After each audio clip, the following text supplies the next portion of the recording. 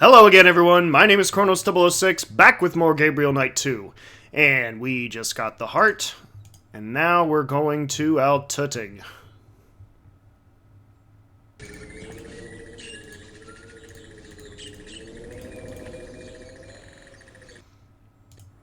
Yep, we're done everywhere except Al-Tutting.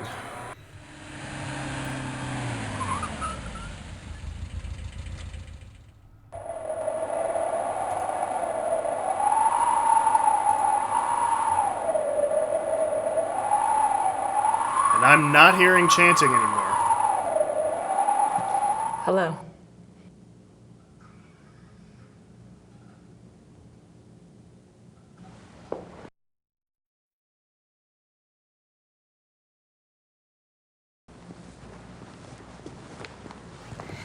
I have a gift for the Madonna, Father.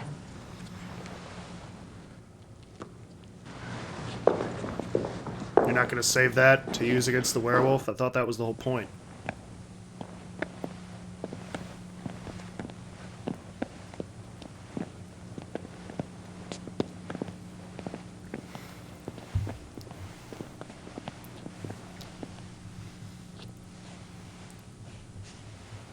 This guy's kind of touchy-feely for a monk. Yes, I know what praying is. Thank you.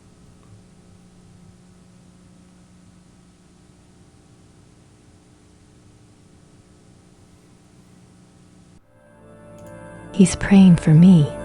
Good. I need all the help I can get. It's the Lady of Al-Tutting.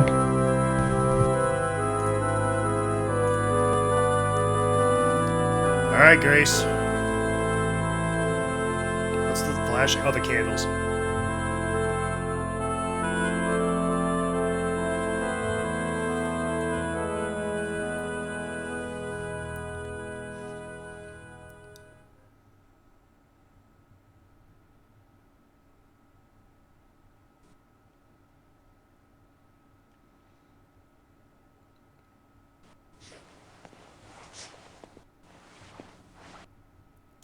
If I could get away with moving that chair, I could reach the urns. I think the box is for penitent offerings.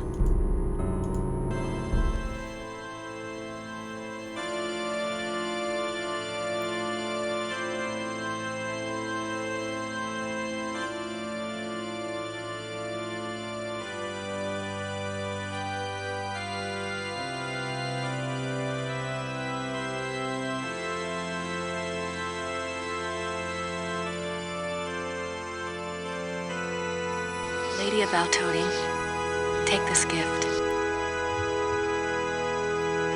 I think you know why I'm here. I apologize for even thinking of violating your shrine. But you know I need to get what's inside Ludwig's urn. I think you want me to help him, and Gabriel. Gabriel may be egotistical and selfish, but he's got a good heart, I think. Anyway, he doesn't deserve this curse. Help me help both of them. Please.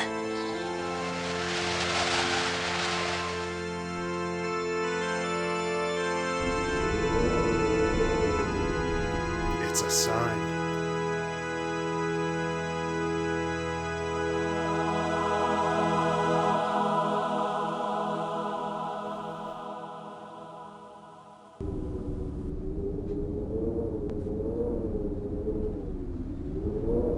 Now that's totally a sign.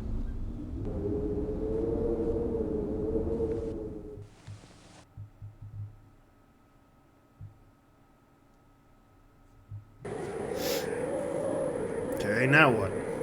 If I could get away with moving that chair, I could reach the urns. The heart urns.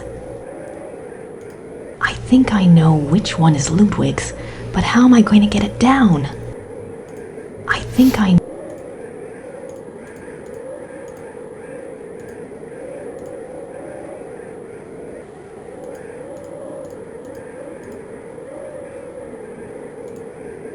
I hope this works.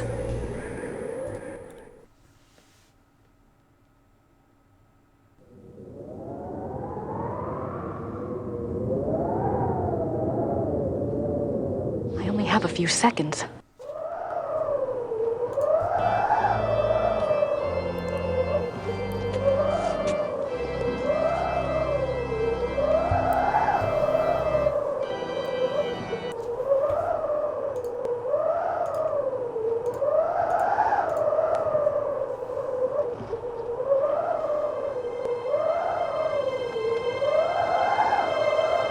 $10 says she drops it.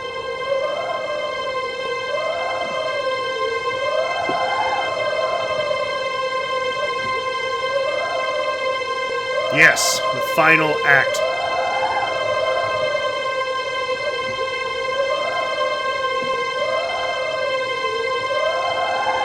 Only a few seconds, huh?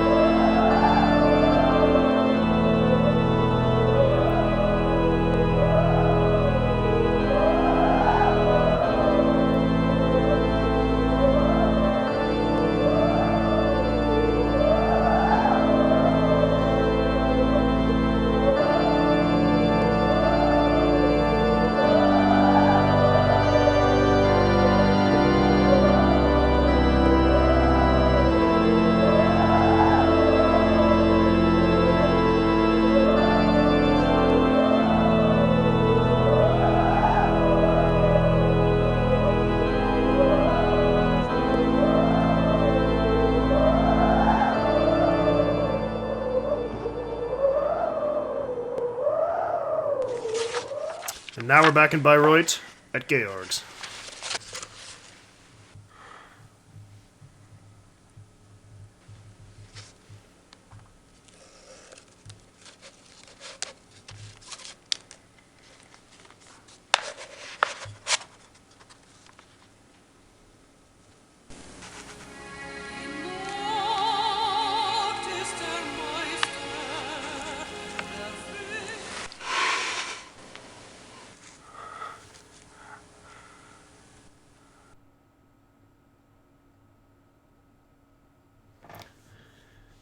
Two months later. Invited Kommissar Laber and von Glauer. Nice. Engelhardt.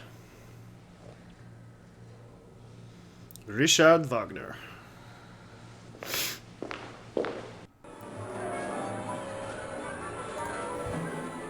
And we are in the final area of the game, folks.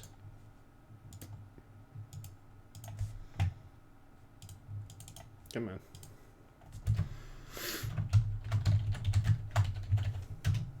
This is the opera house that we heard about earlier in the game. And now it's time to get down to business. And set the trap. Der Fluch des Engelhardt by Richard Wagner, conducted by Herr Klaus Immerding and Herr Georg Immerding. I can't believe we've pulled it off. I could use some fresh air, but I don't have time to go outside.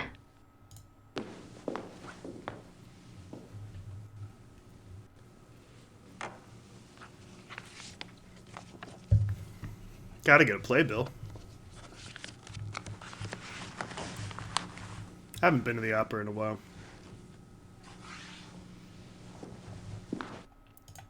I was classically trained in voice. I never really performed in an opera, but I definitely did a lot of choir and some solo work as well. The Curse of Engelhardt by Richard Wagner, Act 1. Many years ago, in a small German village, there lived a young man named Engelhardt. Engelhardt was a lowly blacksmith's apprentice. He was fair-faced, but by nature gentle and shy. Being orphaned, and having lived with a blacksmith in virtual slavery since his parents died, Engelhardt had nothing in the world to claim as his own. Nothing, that is, but an amazing talent. For 10 years, the beautiful and much-desired wares that had passed for the blacksmith's own had actually been produced by Englehart. The blacksmith, a greedy and vain man, was determined to keep this a secret. He forbade Englehart to ever work the metal in front of another soul, on pain of death. But the blacksmith's ingratitude went further still. He was so plagued with envy of Englehart's talents that he treated Englehart like a lazy and worthless dog. The other villagers, assuming that the blacksmith's behavior toward Englehart must be deserved, followed suit. Now in the same town there lived a rich baron. The baron maintained a patronly and righteous face with the villagers, but it was rumored that he was actually unspeakably cruel and wicked. There was also a young maiden, Hildegunda, who was lovely and good-hearted. Hildegunda was the only one who took pity on Englehart and was kind to him. Englehart loved Hildegunda madly, but was too shy and too penniless to even speak of it. In the first act, we learn that Hildegunda's parents, blinded by the prospective fortune, have betrothed her to the Baron. When Hildegunda learns of this, she is terrified and protests that the Baron is reputed to be evil, but her parents brush this off as jealous rumors and demand her obedience. Poor Hildegunda is too good to defy her parents' wishes, and so she reluctantly agrees. The Baron, with great public ceremony, sends Hildegunda a betrothal gift of a silver jewelry box. Hildegunda, overcome by her fear and anger at the betrothal, casts the jewelry box into the fire. She is immediately remorseful and pulls it out, but it is too late. The delicate silver has been badly marred. Hildegunda fears for her life when she sees the damage. She is afraid the blacksmith would report the damage to the Baron, so she approaches Englehart and begs him to help her. Englehart thinks of his master's warning, but determines to disregard it for Hildegunda's sake. He melts down the silver and constructs another box even more beautiful than the first. When Hildegunda sees his great artistic skill, she falls in love with him. The two come together in an aria of love, but their bliss is momentary. What about the betrothal? The young couple, knowing the Baron will never relinquish his claim, decide to run away. Act 2. The Baron learns of Hildegunda and Englehart's disappearance. He is so furious that he hires hunters to track the pair down. Hildegunda and Englehart are found and arrested. In a public trial, Hildegunda pleads their case in a stirring aria. She tells the townspeople of Englehart's great skill and his mistreatment by the blacksmith. She tells them Englehart is good and kind. The blacksmith should be turned out for his evils and Englehart given the shop. Then she and Englehart could marry and live in peace with their neighbors. Her parents chose a groom for her, but she begs to be allowed her own choice. It is then the Baron's turn to speak. He declares that he has been terribly injured, a victim of a wayward girl. His marriage claim was first. There can be no other. He implies that if the villagers do not help him make it right, he will remove his aid from the village coffers. Then the Baron turns to Englehart. By the rights of the injured, the Baron announces he is empowered to set a curse. The Baron curses Englehart with a terrible and ancient malady, that whenever the moon shines in the night, Englehart will become a marauding wolf. The village is terrified of wolves and has been plagued for many years by a local renegade wolf which has taken the lives of many children. The Baron further declares that because he is merciful, he will still marry Hildegunda, but not until she renounces Englehart with her own words. Until she does, he will keep her safe from further shame by locking her up in a small room at the top of his house. The villagers naturally side with the Baron. Hildegunda goes to her prison, and Englehart does indeed become a wolf at night. At first, Englehart is hated and feared by the villagers. They make the sign of the evil eye at him and will not tolerate his presence in town. But soon, rumors start to circulate about Englehart the wolf. It seems he is always careful not to harm any human being nor any domestic stock. In fact, he even does some good for the villagers. He scares away bandits and he keeps the renegade wolf at bay. No more children are lost to the fangs of the night. Englehart's kindness shines through even the dire nature of his curse. Hildegunda, meanwhile, still loves Englehart as much as ever, whatever curse he might be under, and whatever acts that curse might force him to commit. When she hears of Englehart's successful mastery of the curse, she dedicates herself to him forever. Hildegunda tells the Baron that she will never renounce Engelhart. The Baron's plan having collapsed before him, having given Engelhart dignity rather than removed it, he flies into a rage. He tells Hildegunda that he will marry her anyway, and on the morrow at that. She will become his wife or her parents' lives will be forfeit. Act 3. The final act begins with the wedding feast for Hildegunda and the Baron.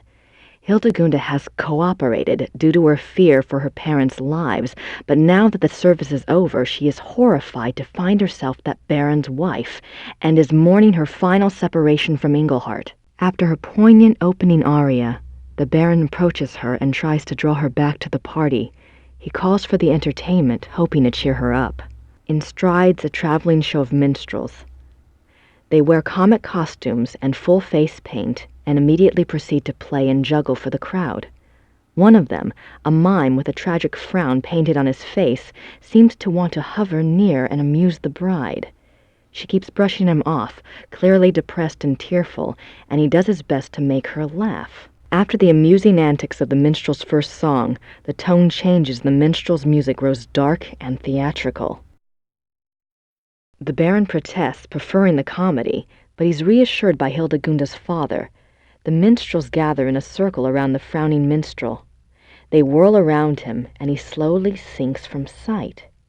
The music grows more frantic. Suddenly, the minstrels burst apart like petals, and standing in the center of the room is a wolf. The villagers scream, but Hildegunda cries out that it is Engelhart. The wolf does not attack the crowd. It only lifts its head and begins to howl. The Baron screams at the wolf to stop, and he screams at the villagers to kill the wolf, but they only stare in horror. The Baron pulls his hair and gnashes his teeth. He rises and makes it to the center of the banquet hall, where he falls down in a heap of wedding silk. What emerges from the silk is another wolf. Engelhart has revealed the Baron's terrible secret for all to see. He was the renegade wolf that had terrorized the village. The Baron wolf escapes from the hall through the main archway. Engelhart leaps after him. The villagers rally in a cry of horror and fury. One of the men grabs an axe from the wall and entreats the others to follow. They will stalk and kill the murderous wolf. The villagers storm through the archway. Hildegunda follows. The final scene takes place in the woods outside the village. The villagers hunt the two wolves. They follow the wolf tracks, singing of the apparent ferocity of the battle between the two wolves. Hildegunda answers the men's excitement with her own fear for Engelhart's life. The crowd emerges into a clearing. There, the two wolves are engaged in a final deadly embrace. As they watch, Engelhart triumphs and the Baron wolf sinks to the ground and dies. Unfortunately, Engelhart is mortally wounded. His curse has been broken by the Baron's death, but it is too late. Hildegunda sings her love to him, while the villagers pronounce him a great hero. Engelhart dies, and all mourn in a sorrowful final aria. Let's hope we can rewrite that ending a little bit.